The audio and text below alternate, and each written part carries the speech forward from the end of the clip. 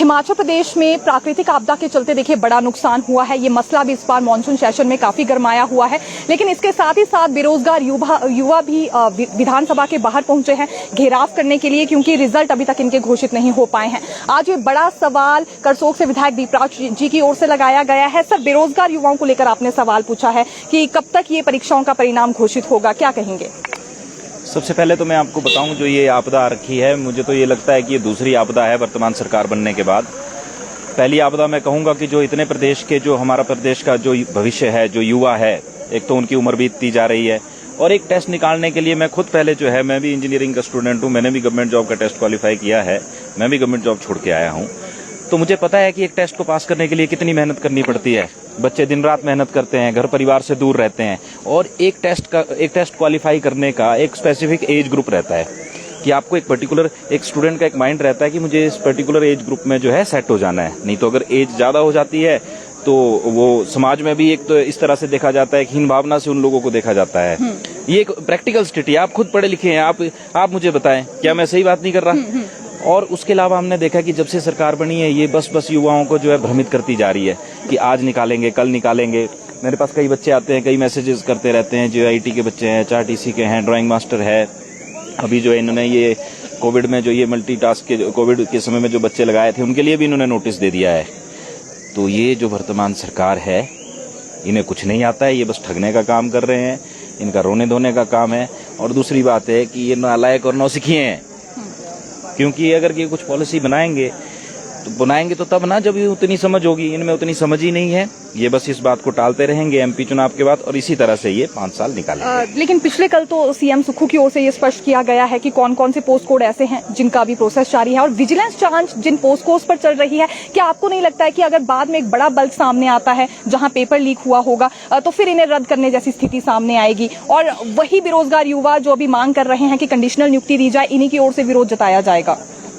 ऐसे तो सुक्खू भाई बड़ा कहते हैं कि हमारी कार्य प्रणाली जो है वो बहुत बेहतरीन है, हमने ये कर दिया, हमने वो कर दिया। तो क्या इनको 9 महीने में क्या बोलते, ये आइडेंटिफाई नहीं कर पा रहे? क्या हम इतने भी सक्षम नहीं है? क्या हम इतने नालायक हैं कि 9 महीने हो गए हमारे प्रदेश के युवाओं का जो है भविष्य, आप 9 महीने की बात कर रहे हैं? ये 9 महीने की बात नहीं है, ये उनके पूरी जीवन लीजिए। कोई 32 साल के है, कोई 30 के है, कोई 28 के है। मैं देख रहा था लाइव इंटरव्यू, आप ही कर रहे थे शायद थोड़े दिन पहले इंटरव्यू, एक बेचारी बहन रो रही थी, है ना? तो वो ये कहना कि हम कोई ऐसी टेक्नोलॉजी बनाएंगे, क्या बोलते हैं, एक टेक्नोलॉजी बना रहे हैं। भाई, मैं भी कंप्यूटर लाइन से ही निकला हूँ, हमें भी आईटी की नॉलेज है।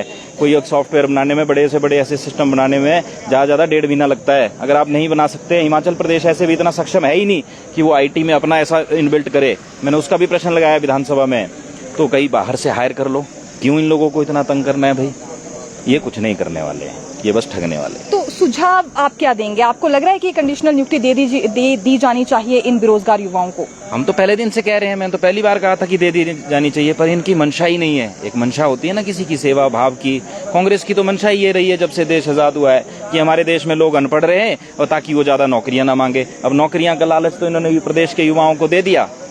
उस टाइम तो इनको पता ही नहीं था कि भाई क्या करना है, सिर्फ और सिर्फ झूठ बोलना था।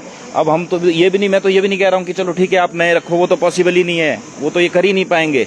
पर कम से कम जो है रुकी हुई भर्तियों को सरकार जो है वो जल्दी से जल्दी नियुक्त करे। ये हमीरपुर कर्मचारी चयन आयोग की कार्यप्रणाली भंग कर दी गई है, उसके बाद राज्य चयन आयोग का अब गठन किया जा रहा है, इसको किस तरह से देखते हैं? क्या लगता है कि अब पारदर्शिता लाई जा सकेगी? मैं आपको बताऊं, अभी तक मंत्री तो बने नहीं, है ना? आप खुद बताओ, आप भी जब से मैं विधायक बना हूं, मैं देख रहा हूं कि मैंने भी तब से आपको देखा है पत्रकारिता, अभी तक बने इनके मंत्री। और आपको लगता है कि ये चयन बोर्ड बनाएंगे? अभी 6 महीने और नहीं बनने, और 6 महीने बाद फिर आप यही, जब अगला सेशन दिसंबर में होगा, उसमें यही बात रिपीट करेंगे। बाकी बहुत लेकिन एक अंतिम सवाल, लेकिन ये तो ऐसा कह रहे हैं कि 10,000 भर्तियां हम करेंगे, इस साल के अंत तक होंगी? 500 भी नहीं होंगी, 10,000 तो एक बहुत बड़ा आंकड़ा है, और 10,000 भर्तियां ये करने की बात कर रहे हैं। उसके प्रोसेस में अभी तो ये कह रहे हैं कि हम प्रोसेस बना रहे हैं, अभी तो इनका प्रोसेस ही नहीं बना। फिर पहले ये प्रोसेस बनाएंगे, फिर प्रोसेस बनाने के बाद ये नोटिफिकेशन निकालेंगे, नोटिफिकेशन निकालने के बाद ये सबको बुलाएंगे। कितना लंबा पीरियड होता है? आप भी पढ़ी लिखी महिला है ना? आप ही बताओ कितना टाइम लगता है? अच्छा, ये पॉसिबल है 3 महीने में? चलिए ठीक है, लेकिन दावा तो सरकार कर रही है ना, तो आप अपना सवाल आज किस तरह से रखने वाले हैं ये बताइए। थोड़ी देर में पता बाकी बहुत बहुत धन्यवाद, भी मेरे क्वेश्चन लगने वाला है। चलिए ठीक है, बहुत बहुत शुक्रिया हमसे बात करने के लिए। तो देखिए फिलहाल पेंडिंग रिजल्ट को लेकर हमने बात की है। आज विधायक की ओर से ये मसला फिर उठाया जाएगा, क्योंकि इनका कहना है कि कंडीशनल नियुक्तियां उन युवाओं को दे दी जानी चाहिए जो इंतजार में बने हुए हैं। अनिश्चितकालीन भूख हड़ताल पर ये बेरोजगार युवा विधानसभा के बाहर बैठ गए हैं। एक बार फिर ये मसला आज गूंजने वाला है। दूसरी ओर सीएम सुक्खू की ओर से ये कहा जा रहा है कि विजिलेंस इंक्वायरी काफी जरूरी है, और जरूरी इसलिए है क्योंकि बाद में इन्हीं युवाओं की ओर से फिर सवाल उठाए जाएंगे अगर एक भी पोस्ट कोड में बड़ा बल्क सामने आता है, इस तरह का गिरोह जहां पर पेपर काफी संख्या में खरीदा गया होगा, या फिर बेचने वाला गिरोह भी यहां अब और ज्यादा पकड़ा जाता है।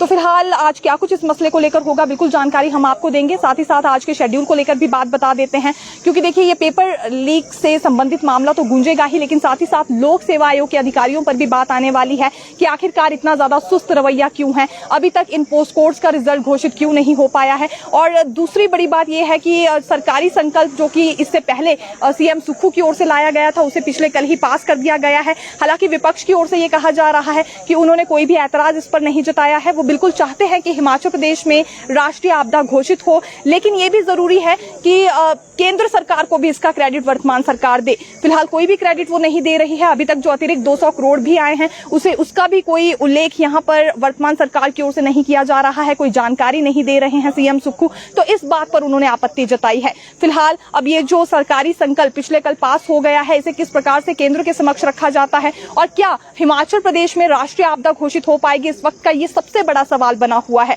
हालांकि देखिए नेता प्रतिपक्ष जयराम ठाकुर की ओर से एक चीज ये भी कही जा रही है कि आंकड़े सरकार स्पष्ट नहीं कर रही है, कहां नुकसान हुआ है, कितना नुकसान हुआ है, और केंद्र से कितना बजट चाहिए। केवल राष्ट्रीय आपदा घोषित की जाए, इसी पॉइंट पर अभी वर्तमान सरकार अड़ी हुई है। इस बात को लेकर भी उन्होंने अपनी बात स्पष्ट की है, ऐतराज एक तरह से जताया है। लेकिन अब ये सरकारी संकल्प तो देखिए पिछले कल पास हो चुका है, अब केंद्र के समक्ष पेश किया जाएगा और कुछ ही दिनों में इसे लेकर भी नई अपडेट सामने आएगी। आज प्राइवेट मेंबर्स डे भी है और इसमें कुछ एक विधायकों की ओर से अपने अपने मसले भी रखे जाते हैं। हालांकि उससे पहले प्रश्न उत्तर होगा। हायर एजुकेशन को लेकर भी आज सवाल लगाया गया है और लोक सेवा आयोग के अधिकारियों पर भी आज सवाल पूछा जाएगा कि आखिरकार कारण क्या है जो इतना ज्यादा सुस्त रवैया अपनाया जा रहा है, कार्यप्रणाली इतनी धीमी क्यों है, विभिन्न ऐसे पोस्ट कोड जो कि विजिलेंस जांच के दायरे में नहीं है, उनका रिजल्ट अभी तक घोषित क्यों नहीं हो पाया है, और कब तक उन युवाओं को इंतजार करना होगा जो कि बाहर अनिश्चितकालीन भूख हड़ताल पर बैठ गए हैं। ऐसे में देखिए अभी लगभग ये कुछ पोस्ट कोड ऐसे भी सामने आए हैं जिसमें 1 या 2 कल्प्रिट ही पकड़े गए हैं। तो उन अभ्यर्थियों की ओर से डिमांड ये की जा रही है कि उनका रिजल्ट घोषित कर दिया जाए और कंडीशनल नियुक्ति उन्हें प्रदान की जाए। लेकिन फैसला इसमें सरकार क्या लेगी देखना होगा, क्योंकि लगातार भाजपाइयों की ओर से ये सवाल उठ रहे हैं। पिछले कल बारीकी से सीएम सुक्खू ने जानकारी दी है कि कितने ऐसे पोस्ट कोड्स हैं जो विजिलेंस इंक्वायरी में हैं और कितने ऐसे हैं जिनका प्रोसेस अभी लोक सेवा आयोग को दे दिया गया है। दूसरी ओर अनाउंसमेंट ये भी कर दी जाती है कि 10,000 के करीब पद भरे जाएंगे इस साल के अंत तक। लेकिन ये संभव कैसे होगा जब अभी तक आयोग की कार्यप्रणाली ही बहाल नहीं हो पाई है। राज्य चयन आयोग का अब गठन होगा और ये देखिए अभी भी यहाँ भाजपा विधायक दीपराज जी की ओर से कहा गया है कि 3 महीने में ये संभव नहीं है, जब पिछले 9 महीनों में ये नहीं हो पाया। तो फिलहाल इस तरह के सवाल अभी उठ रहे हैं। आज के शेड्यूल को लेकर हमने आपको जानकारी दी है और बड़ा मसला जो आज गूंजने वाला है उसे लेकर भी हमने अपडेट दी है, क्योंकि प्रदेश के युवाओं की निगाहें इस मॉनसून सेशन पर बनी हुई है। उन्हें लग रहा है कि विपक्ष जरूर उनकी आवाज उठाएगा, उसके बाद सरकार इस पर कदम उठाएगी। लेकिन अभी देखिए अगर हम बेरोजगार कला अध्यापकों की बात करें तो उसमें भी महज एक ही मामला ऐसा सामने आया है जहां पर पेपर खरीदा गया है। बाकी भी कुछ एक ऐसे पोस्ट कोड्स हैं जहां पर 1 या 2 कल्प्रिट पाए गए हैं। तो फिलहाल इसमें क्या होगा, क्या कब तक ये विजिलेंस जांच इसी तरह से बिठाई जाएगी, क्लीन चिट मिलेगी नहीं मिलेगी, फिलहाल किसी भी सवाल का जवाब सरकार भी स्पष्ट तौर से नहीं दे रही है। हालांकि सीएम सुक्खू की ओर से पिछले कल भी इतना जरूर मीडिया को कहा गया था कि प्रोसेस जारी है, जल्दी हो जाएगा, युवाओं को संयम रखने की आवश्यकता है। लेकिन अब सब्र का बांध टूटता हुआ नजर आ रहा है उन युवाओं का जिनका रिजल्ट अभी तक घोषित नहीं हो पाया है। तो फिलहाल के लिए यही जानकारी, फिर मिलेंगे नई खबर के साथ। देखते रहिए दिव्य हिमाचल टीवी। धन्यवाद।